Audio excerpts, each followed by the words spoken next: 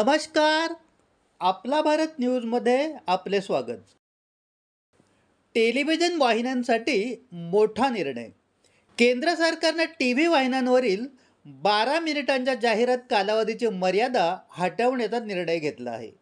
केंद्रीय माहिती आणि प्रसारण मंत्रालयाने हा निर्णय जाहीर केला आहे.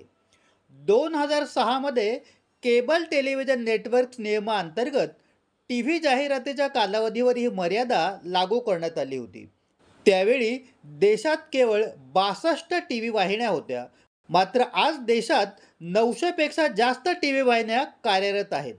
याशिवाय केबल टीव्हीचे पूर्ण डिजिटायझेशन झाल्यामुळे DTH, केबल टीव्ही, HITS आणि IPTV यांसारख्या डिजिटल माध्यमांवर आता मोठ्या प्रमाणात वाहिन्या उपलब्ध आहेत.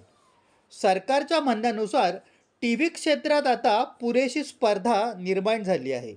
तसेच पारंपरिक टीव्ही माध्यमांवर जाहिरातींसाठी मर्यादा असताना डिजिटल माध्यमांवर अशी मर्यादा नसल्यामुळे दोन्ही क्षेत्रामध्ये समान स्पर्धेची गरज होती. म्हणूनच न्याय स्पर्धेला चालना देण्यासाठी आणि व्यवसाय सुलभ करण्यासाठी 12 मिनिटाची जाहिरात मर्यादा हटवण्याचा निर्णय घेतला. मात्र हा निर्णय तात्काळ लागू होणार नाही.